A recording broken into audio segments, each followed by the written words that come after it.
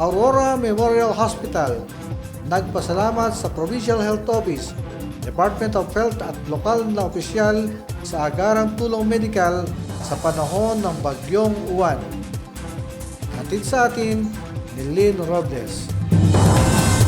Taos-pusong ipinahayag ng Aurora Memorial Hospital ang kanilang pasasalamat kay Bokal Dr. Girly Palmero sa Provincial Health Office sa pamumuno ni Dr. Mirna Pinicer at sa Provincial DOH Office sa pamumuno ni Dr. Lilia Angkog Pascua sa pagbibigay ng mga gamot at tulong upang matugunan ang pangangailangan ng hospital sa mga gamot at serbisyong medikal.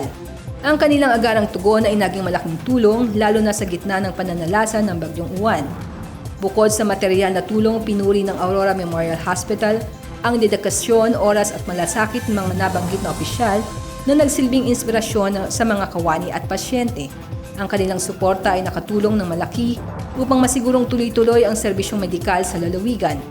Nagpapahayag din ang hospital ng taos-pusong pasasalamat kay Governor Isidro P. Galban sa kaniyang walang sawang paglilingkod at pusong handang tumugon sa pangangailangan ng komunidad. Ang kanyang pamumuno at suporta ay nagpapatibay sa kapasidad ng mga institusyon sa Aurora na magbigay ng dekalidad at maagap na serbisyong medikal. Ako si Lynn Robles, nag-uulat para sa PGA in Action, all-out serbisyo ng Kapitolyo para sa publiko.